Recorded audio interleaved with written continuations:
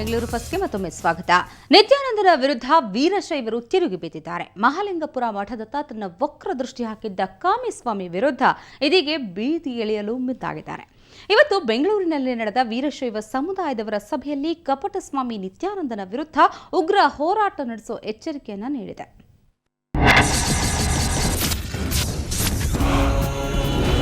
ನಿತ್ಯಾನಂದ ನಾಟಕಕ್ಕೆ ಇತಿಶ್ರೀ ಹಾಡಲು ಲಿಂಗಾಯತ ಸಮುದಾಯ ಸಜ್ಜಾಗಿದೆ. ಇವತ್ತು ಬೆಂಗಳೂರಿನ ವೀರಶೈವ ಲಿಂಗಾಯತ ಭವನದಲ್ಲಿ ನಡೆದ ಸಭೆಯಲ್ಲಿ ನಿತ್ಯಾನಂದನ ಉಪಟಳಕ್ಕೆ ಬ್ರೇಕ್ ಹಾಕಲು ನಿರ್ಧರಿಸಲಾಗಿದೆ. ಮಹಾಲಿಂಗಪುರ ಮಠಕ್ಕೆ ಉತ್ತರಾಧಿಕಾರಿಯಾಗುವಂತೆ ಆಹ್ವಾನ ಬಂದಿದೆ ಅನ್ನೋ ನಿತ್ಯಾನಂದನ ಹೇಳಿಕೆಯನ್ನ ಖಂಡಿಸಿದ ವೀರಶೈವರು ಆತನ ವಿರುದ್ಧ ಹೋರಾಟ ನಡೆಸಲು ನಿರ್ಧರಿಸಿದ್ದಾರೆ. ಮಾರಾಟ ಮಾಡಲಿಕ್ಕೆ ಯಾವ ತರವಾಗಿಯೂ ಅವರು ಆಸ್ಪದ ಕೊಡಲಿಕ್ಕೆ ಸಾಧ್ಯ ಇಲ್ಲ. ಅವರಿಗೆ ಬೆಂಬಲವಾಗಿ ನಾವು ಕೂಡ ನಮ್ಮ ಮಹಾಸಭೆಯಿಂದ ಅವರಿಗೆ ಮಠವನ್ನು ಮಾರಲಿಕ್ಕೆ ಅಧಿಕಾರ ಇಲ್ಲ, ನಾವು ನಿಮ್ಮ ಬೆಂಬಲಕ್ಕಿದ್ದೇವೆ, ಸ್ವಾಮಿಗೆ ವಿರುದ್ಧವಾಗಿ ಮಾರಾಟ ಮಾಡಲಿಕ್ಕೆ ವಿರುದ್ಧವಾಗಿ ನಾವೆಲ್ಲ ಇದ್ದೇವೆ, ನಿಮ್ಮ ಹೋರಾಟಕ್ಕೆ ನಾವು ಬೆಂಬಲ ಇದೆ ಅಂತೇಳಿ ನಾವು ತೀರ್ಮಾನವನ್ನು ಕೈಗೊಂಡಿದ್ದೇವೆ. ಆಚಾರಹೀನನಾಗಿರುವಂಥ ಒಬ್ಬ ನಿತ್ಯಾನಂದ ಸ್ವಾಮಿ ಆಚಾರನೇ ಭಾಳ ದೊಡ್ಡದಾಗಿರುವಂಥ ವೀರಶೈವ ಧರ್ಮಕ್ಕೆ, ಲಿಂಗಾಯತ ಧರ್ಮಕ್ಕೆ, ಮಠಮಾನ್ಯಗಳಿಗೆ ಸ್ವಾಮಿ ಆಗುವಂಥದ್ದು ಅದು ಭಾಳ ಅದು ಕಲ್ಪನೆ ಊಹಿಸಲಿಕ್ಕೆ ಕೂಡ ಸಾಧ್ಯ ಇಲ್ಲದಿರುವಂಥ ಒಂದು ವಿಚಾರ ಇದೆ. ಹೀಗಾಗಿ ನಾವೆಲ್ಲರೂ ಕೂಡ ಉಗ್ರವಾಗಿರುವಂಥ ಒಂದು ಪ್ರತಿಭಟನೆ ಮಾಡಿದ್ದೀವಿ. ಇನ್ನೂ ಕೂಡ ಮುಂಬರುವ ದಿನಮಾನಗಳಲ್ಲಿ ಇದಕ್ಕೆ ಪೂರ್ತಿಯಾಗಿ ನಾವು ಬೀದಿಗಿಳಿದು ಹೋರಾಟ ಮಾಡಿ 29 ಜಿಲ್ಲೆಯ ವೀರಶೈವ ಸಮುದಾಯ ಈ ಸಭೆಯಲ್ಲಿ ಪಾಲ್ಗೊಂಡಿದ್ರು. ಬಾಗಲಕೋಟೆಯ ಮಹಾಲಿಂಗಪುರ ಮಠವನ್ನ ಮಾರಾಟ ಮಾಡುವ ಅಧಿಕಾರ ಯಾರಿಗೂ ಇಲ್ಲ ಅನ್ನೋ ಸ್ಪಷ್ಟ ಸಂದೇಶವನ್ನು ರವಾನಿಸಿದ್ರು. ಆ ಮಠ ಅದು ಭಕ್ತರಿಗೆ ಸೇರಿದ್ದು.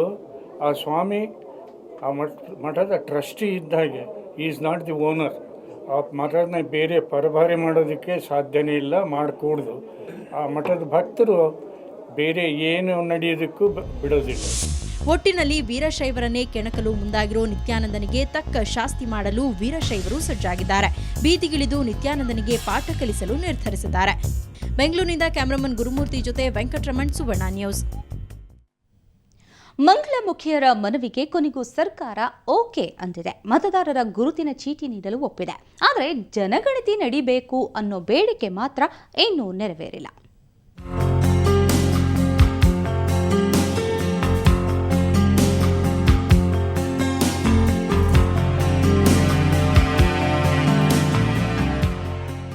ಮಂಗಳಮುಖಿಯರ ಒಂದೇ ಒಂದು ಬೇಡಿಕೆ ಗುರುತಿನ ಚೀಟಿ. ಇದಕ್ಕಾಗಿ ಇವರು ಸಾಕಷ್ಟು ಹೋರಾಟ, ಪ್ರತಿಭಟನೆ ನಡೆಸಿದ್ರು. ಇದ್ಯಾವುದಕ್ಕೂ ಸರ್ಕಾರ ಬಗ್ಗಲೇ ಇಲ್ಲ. ಈ ಬಗ್ಗೆ ಸುವರ್ಣ ನ್ಯೂಸ್ ಕೂಡ ವರದಿ ಮಾಡಿತ್ತು. ಇದಕ್ಕೆ ಸ್ಪಂದಿಸಿದ ಸರ್ಕಾರ ಮಂಗಳಮುಖಿಯರಿಗೆ ಗುರುತಿನ ಚೀಟಿ ನೀಡಿದ್ದು ಇದೀಗ ಅವರ ಮುಖದಲ್ಲಿ ಮಂದಹಾಸ ಮೂಡಿದೆ. ತುಂಬ ಸಂತೋಷ ಆಯಿತು. ಫಸ್ಟ್ ಟೈಮಲ್ಲಿ ಮೇಲು ಫೀಮೇಲು ಅದರ್ಸ್ ಅಂತೇಳಿ ಇನ್ಕ್ಲೂಡ್ ಮಾಡಿರುವಂಥದ್ದು. ಅದು ಯಾಕಾಯಿತು ಅಂತ ನಾವು ಕರ್ನಾಟಕದ 15 ನಾವು ದೊಡ್ಡ ಇದು ಸ್ಟ್ರಗಲ್ನ ಮಾಡ್ಕೊಂಡು ಬಂದಿದ್ದಂಥ ಒಂದು ಮೊದಲನೇ ಯಶಸ್ಸು. ಅದ್ರಲ್ಲಿ ನಮ್ಮ ಸಮುದಾಯದಲ್ಲಿ ತುಂಬ ಜನ ಫೀಮೇಲ್ ಅಂತ ಕ್ಲೇಮ್ ಮಾಡ್ಕೊಂಡಿದ್ದಾರೆ, ತುಂಬ ಜನ ಮೇಲ್ ಅಂತ ಕ್ಲೇಮ್ ಮಾಡ್ಕೊಂಡಿದ್ದಾರೆ, ಸ್ವಲ್ಪ ಜನ ಅದರ್ಸ್ ಅಂತೇಳಿ ಕ್ಲೇಮ್ ಮಾಡ್ಕೊಂಡಿದ್ದಾರೆ. ಸೊ ಈ ಒಂದು ಬೆಳವಣಿಗೆಗಳು ನಾವು ನೋಡ್ತಾ ಇದ್ರೆ ಖಂಡಿತವಾಗ್ಲೂ ಮಾಧ್ಯಮದವರ ಸಪೋರ್ಟ್ ಇಲ್ದಾನೆ ಇದು ಆಗ್ತಾ ಇರಲಿಲ್ಲ. ಸದ್ಯ 250 ಮಂಗಳಮುಖಿಯರಿಗೆ ಗುರುತಿನ ಚೀಟಿ ಸಿಕ್ಕಿದೆ. ಲಿಂಗ ವಿಭಾಗದಲ್ಲಿ ಉಳಿದವರಿಗೆ ಇತರೆ ಎಂದು ಗುರುತಿಸಲ್ಪಟ್ಟರೆ ಯಾನ ಅನ್ನೋರನ್ನ ಮಹಿಳೆ ಅಂತ ಪರಿಗಣಿಸಲಾಗಿದೆ. ಇವರ ಹೋರಾಟಕ್ಕೆ ಸ್ಪಂದಿಸಿದ ಮಾಧ್ಯಮಕ್ಕೂ ಧನ್ಯವಾದ ಸಲ್ಲಿಸಿದ್ದಾರೆ.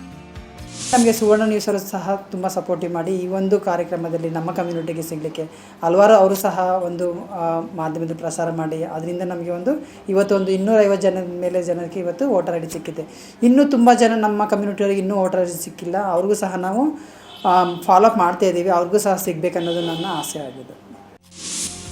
ಗುರುತಿನ ಚೀಟಿ ಏನೋ ಬಂದಿದೆ, ಆದರೆ ಇನ್ನೂ ಕೂಡ ರಾಜ್ಯದಲ್ಲಿ ಮಂಗಳಮುಖಿಯರ ಜನಗಣತಿ ಆಗಿಲ್ಲ. ಆದಷ್ಟು ಬೇಗ ಜನಗಣತಿ ಮಾಡಿ ಲೈಂಗಿಕ ಅಲ್ಪಸಂಖ್ಯಾತರ ಬದುಕಿನಲ್ಲಿ ಹೊಸ ಬೆಳಕು ಮೂಡಿಸಲಿ. ಬೆಂಗಳೂರಿನಿಂದ ಕ್ಯಾಮ್ರಾ ಪರ್ಸನ್ ಪ್ರಕಾಶ್ ಜೊತೆ ಮಮತಾ ಮರ್ಧಾಳ್, ಸುವರ್ಣ ನ್ಯೂಸ್.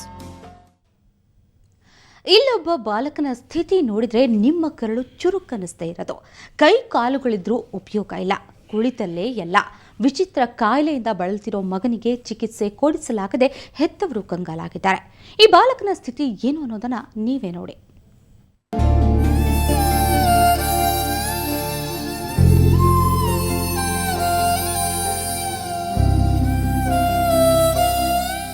ಮುದುಡಿದ ಕೈಕಾಲುಗಳು, ಕುಳಿತಲ್ಲೇ ಎಲ್ಲಾ ಕೆಲಸ. ಈ ಬಾಲಕನ ಹೆಸರು ಆಕಾಶ್. 6 ವರ್ಷದ ಆಕಾಶ್ ಸೆರಿಬ್ರಿಯಲ್ ಪೋಲಿಸಿ ಅನ್ನೋ ಕಾಯಿಲೆಯಿಂದ ಬಳಲುತ್ತಿದ್ದಾನೆ. ಕೈಕಾಲುಗಳು ಇದ್ದು ಕೆಲಸಕ್ಕೆ ಬಾರದಂತಾಗಿವೆ. ಜೊತೆಗೆ ಶ್ವಾಸಕೋಶದ ಸಮಸ್ಯೆ ಬೇರೆ. ಕಡು ಬಡತನದಲ್ಲೇ ಜೀವನ ಸಾಗಿಸುತ್ತಿರೋ ಆಕಾಶ್ ಪೋಷಕರಿಗೆ ಚಿಕಿತ್ಸೆ ಅನ್ನುವುದು ಅಸಾಧ್ಯವಾದ ಮಾತಾಗಿದೆ.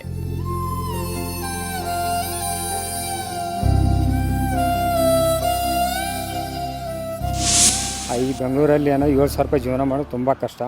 1,000-2,000 ರೂಪಾಯಿ ಅಷ್ಟೇ ಮಿಕ್ಕುತ್ತದೆ.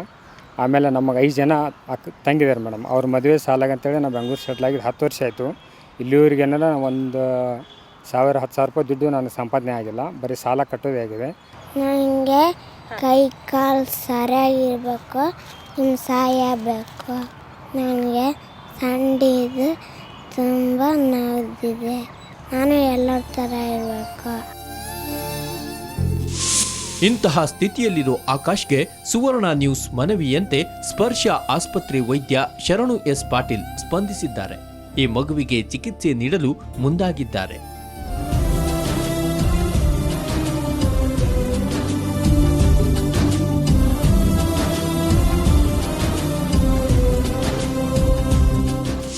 ಇವನಿಗೆ ನಡೆಯೋಕ್ಕಾಗ್ತಾ ಇಲ್ಲ. ಈಗ ಕಾಲು ಸರಿಯಾಗಿ ಊರಿ ನಡೆಯೋಕ್ಕಾಗಲ್ಲ, ಹಿಂಬಡಿ ನೆಲಕ್ಕೆ ಹತ್ತಲ್ಲ. ಹಾಗೆ ನಡೆಯೋಕ್ಕೆ ಆಗ್ತಿರೋ ಶೈಲಿ ಬದಲಾದಾಗ ಎನರ್ಜಿ ಕನ್ಸಂಪ್ಷನ್ ಜಾಸ್ತಿ ಆಗುತ್ತೆ, ಬಿದ್ದು ಹೋಗೋದು, ಎಡ್ಬೋದು, ಅದೆಲ್ಲ ಆಗುತ್ತೆ. ಲಕ್ಷಗಟ್ಟಲೆ ಹಣ ಖರ್ಚಾಗುತ್ತೆ. ಆದರೆ ಇಂಥ ಮಕ್ಕಳಿಗೆ ಯೂಶ್ವಲಿ ತಂದೆ ತಾಯಿಗೆ ಅಫೋರ್ಡಬಿಲಿಟಿ ಭಾಳ ಕಷ್ಟ. ನಮ್ಮ ಸ್ಪರ್ಶ್ ಫೌಂಡೇಶನ್ ಕಡೆಯಿಂದ ಇದನ್ನು ಖುಷಿಯಿಂದ ಮಾಡಿಕೊಡ್ತೀನಿ ಅವನಿಗೆ. ಒಟ್ಟಾರೆ ವೈದ್ಯರ ಸಹಾಯದಿಂದ ಚಿಕಿತ್ಸೆ ಫಲಕಾರಿಯಾಗಿ ಆಕಾಶ್ನ ಬದುಕು ಉಜ್ವಲವಾಗಲಿ ಅನ್ನೋದು ನಮ್ಮ ಆಶಯ. ಬಾಲ್ಯದ ಜೀವನ ಅಂದರೆ ಅದೆಷ್ಟು ಸುಂದರ ಅಲ್ವಾ? ಆದರೆ ಈ ಪುಟ್ಟ ಪೋರ ಆಕಾಶ್ನಿಗೆ ಬಾಲ್ಯದ ಪ್ರತಿಯೊಂದು ಕ್ಷಣವೂ ಬಹಳಷ್ಟು ಕಹಿಯಾಗಿತ್ತು. ಯಾಕಂದರೆ ಆತನ ಕೈಕಾಲು ಯಾವುದೇ ರೀತಿಯ ಬಲಹೀನತೆಯನ್ನು ಹೊಂದಿರಲಿಲ್ಲ.